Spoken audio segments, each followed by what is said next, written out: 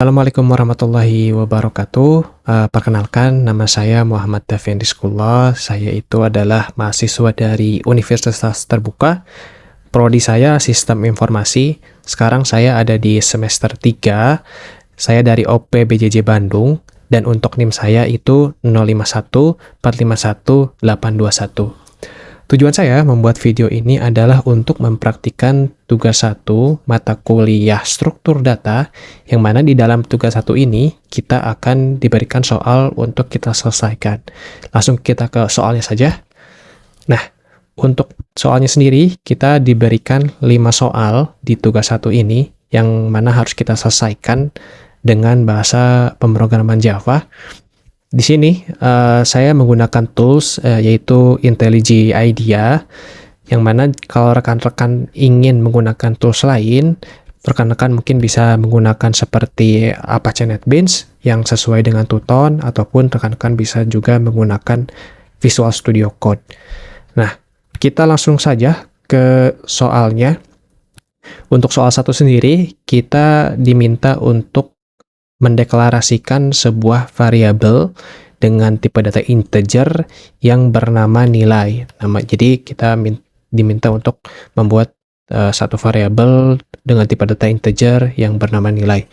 Nah, sebelum kita lanjut ke dalam eksekusi soal, kita bisa lihat di sini. Di sini ada sintaks yaitu public class, dan ini nama kelasnya soal 1. Nah, ini dalam bahasa Java sendiri, karena Java itu adalah bahasa yang object oriented, kita harus mendeklarasikan kelas. Terus di sini ada sintaks lain yaitu public static void main, yang mana ini menandakan bahwa program kita akan dieksekusi awalnya dalam metode main ini.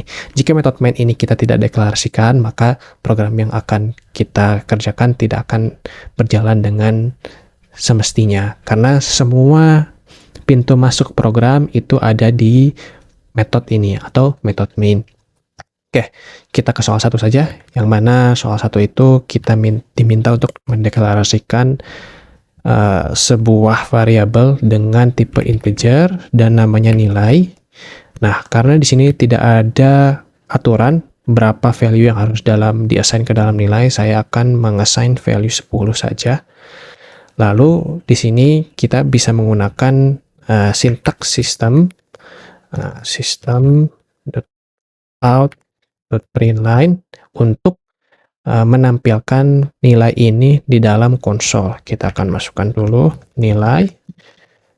Nah, di sini kita akan menampilkan variabel nilai, lalu kita run untuk variabel untuk file ini. Nah, di sini sudah muncul sesuai dengan apa yang kita inginkan, yaitu nilainya adalah 10 sesuai yang diassign dalam sintaks ini. Nah, di sini penjelasannya adalah dalam bahasa Java kita harus menuliskan terlebih dahulu tipe datanya apa, baru nama variabel, lalu value yang mau diassign ke variabel itu apa. Dan kalau teman-teman perhatikan, di sini ada yang sedikit berbeda, yaitu dalam sistem di sini S-nya menggunakan huruf besar. Kenapa menggunakan huruf besar? Karena dari sintaks Java-nya sistem itu harus menggunakan huruf besar, dan Java itu adalah bahasa yang case sensitif, dimana kalau kita menggunakan S kecil, maka ini akan terjadi error, tidak akan kita bisa run.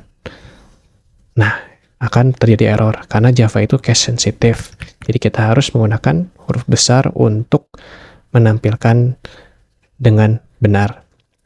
Oke, untuk soal 1 sampai di sini.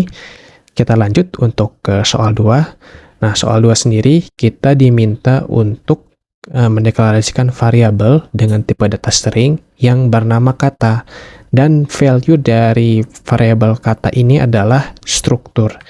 Langsung saja kita masuk ke soal 2. Nah, ini seperti tadi sama saja. Lalu kita deklarasikan variabelnya tadi tipe datanya string.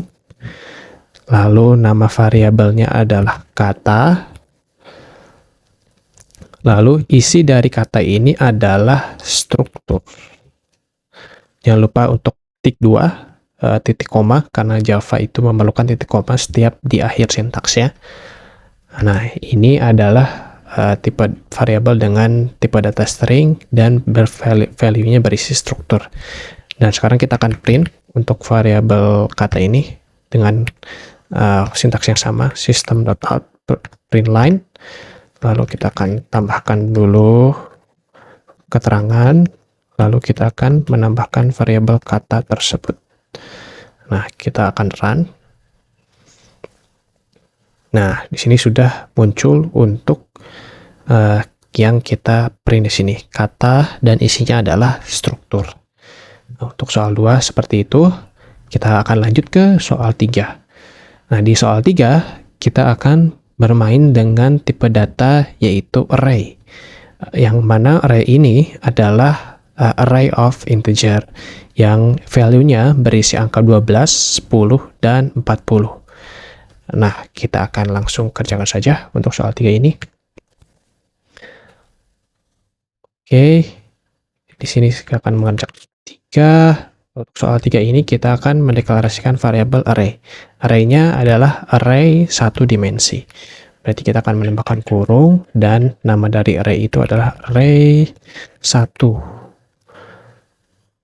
Betul, array 1. Lalu variabelnya itu adalah value 12, 10, dan 40.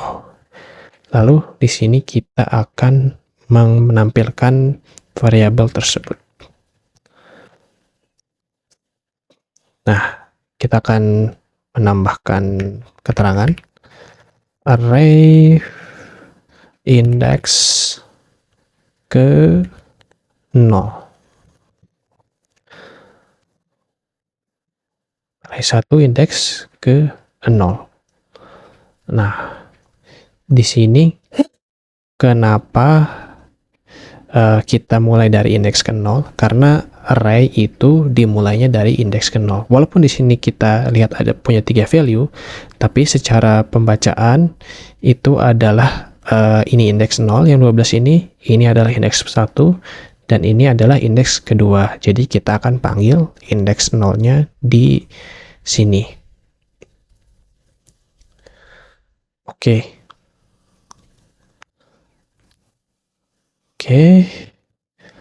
Nah, kita akan panggil array yang lainnya. Nah, di sini kita akan panggil array 1, array 2.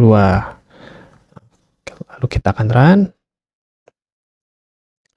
Nah, seperti yang kita deklarasikan dalam value ini, 12, 10, dan 40, maka ketika kita print juga akan muncul indeks ke 0-nya 12, indeks pertamanya adalah 10, dan indeks keduanya adalah 40. Oke, kita akan lanjut ke soal 4. Nah, di soal 4 ini, lanjutan dari soal 3 tadi, yang mana kalau soal 3 tadi kita mendeklarasikan array dengan 1 dimensi, di sini kita akan mendeklarasikan array 2 dimensi, dan yang mempunyai 2 baris dan 3 kolom, seperti dalam matriks berikut, 12, 10, 40, dan seterusnya. Kita masuk saja untuk ke code-nya. Array tersebut bertipe data integer, dan dia punya 2 dimensi. Namanya adalah array 2. Value-nya kita akan assign. Kita akan assign value-nya. Value-nya tadi itu adalah 12, 10, 40. Lalu selanjutnya itu 13, 11, 41. Lalu selanjutnya itu adalah 14, 12, dan 42. Nah, di sini sudah kita assign, jangan lupa titik koma. Lalu kita akan menampilkan array tersebut dengan cara sama seperti sebelumnya. Kita akan menggunakan system.out.println, yang mana di sini kita akan menampilkan baris pertama terlebih dahulu, 12, 10, 40. Kita akan masukkan array 2. Indeks ke 0, dan yang untuk dimensi keduanya itu adalah indeks 0 juga. Kita akan menampilkan baris untuk yang pertama dulu. Kita akan tambahkan ini. Tinggal masukkan sintaks selanjutnya.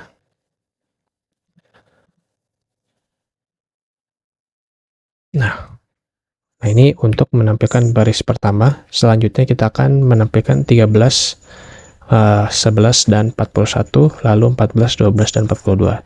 Ini sama seperti sebelumnya, tinggal kita copy paste.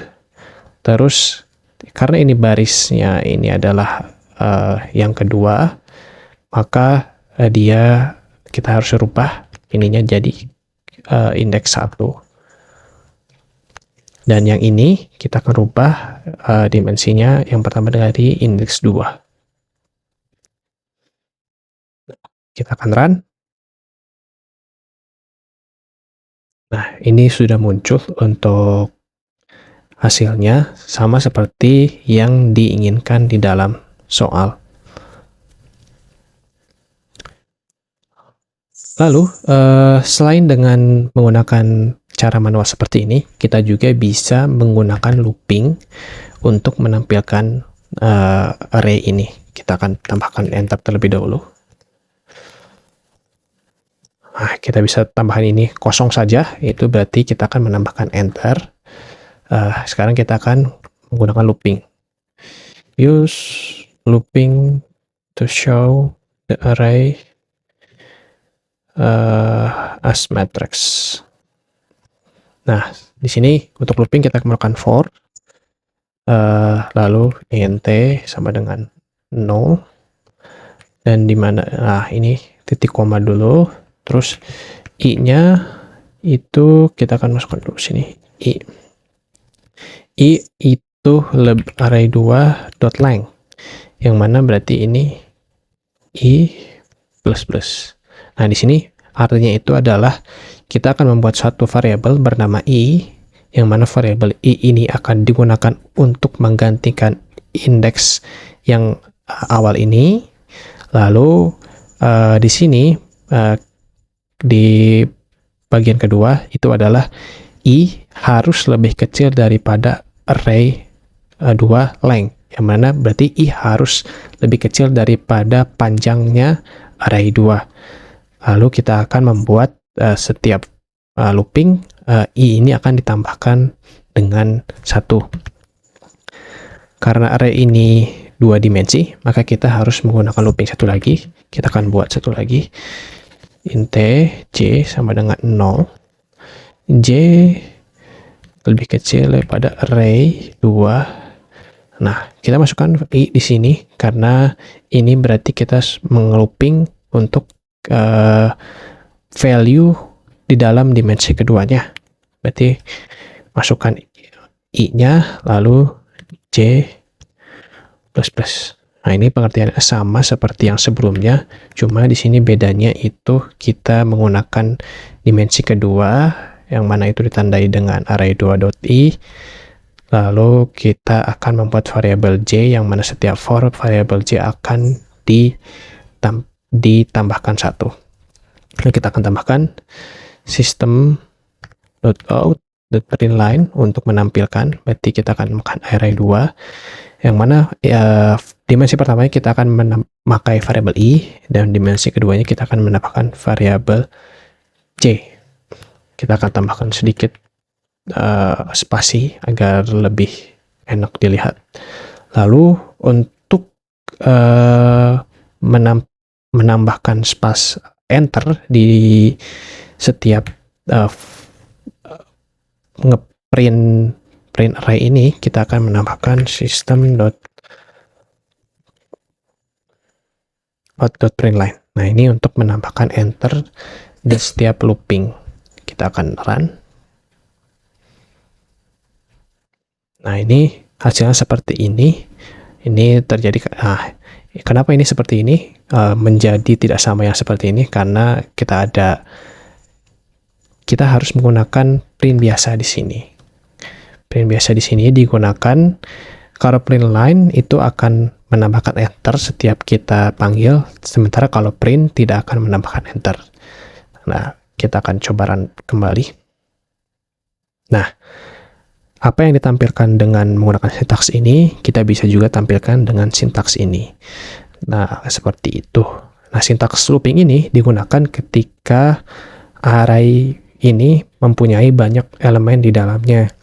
Karena kalau menggunakan sintaks manual seperti ini, semakin banyak elemen, maka semakin banyak juga sintaks yang harus kita tulis. Sementara dengan menggunakan looping seperti ini, kita bisa dengan secara dinamis menampilkan apa yang di dalam value di dalam array 2 ini sebanyak apapun dengan hanya sintaks sependek ini.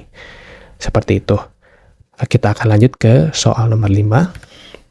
Nah, di soal nomor 5 ini kita akan membuat variabel dengan tipe data linked list yang mana mempunyai value isinya itu 10, 20, dan seterusnya. Oke, kita tulis saja untuk pendeklarasiannya. Nah, untuk linked list ini kita akan menggunakan variabel linked list. Kita tulis saja linked list. Nah, kalau kita menggunakan IntelliJ ini akan otomatis mengimport package yang bernama linked list, yang mana ini kalau kita menggunakan tools lain seperti VS Code atau NetBeans, mungkin kita harus mengimport ini secara manual. Nah, karena tadi isinya itu adalah tipe data-data integer, berarti kita akan masukkan tipe data linked list ini isinya tuh integer. Nah, tadi namanya itu tidak ada nama yang harus kita gunakan di sini, tidak ada aturannya. Jadi kita akan masukkan namanya itu test linked list. Lalu kita tuliskan new untuk membuat linked list. Lalu linked listnya namanya dengan variabel integer.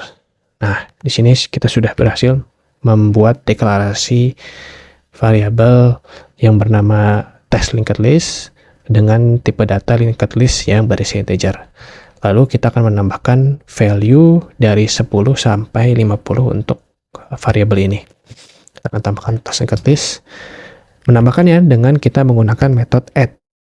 Nah, add 10, kita add 20, lalu kita add 30, test linked list kita add 40, lalu kita add 50. Nah, ini sudah kita tambahkan value untuk linked list tersebut sampai dengan 50. Lalu kita akan tampilkan ke konsol dengan seperti biasa, dengan system.out.println. Kita akan namai dulu linked list. Nah, kita akan masukkan variable name-nya linked list. Lalu kita akan run untuk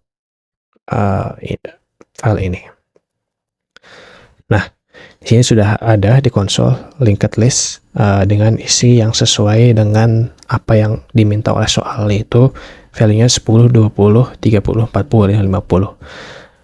Kalau teman-teman lihat secara sekilas, linked list ini hampir sama dengan array di soal 3 ataupun soal 4. Namun bedanya di linked list ini kita bisa menambahkan value-value baru ke dalam linked list ini tanpa harus merubah variabel itu sendiri. Jadi kita bisa mengappend value, nambah value. Kalau di array kita harus mendeklarasikan value itu dari awal sejak pendeklarasian. Sementara di linked list kita bisa menambah value-nya walaupun tidak saat pendeklarasian.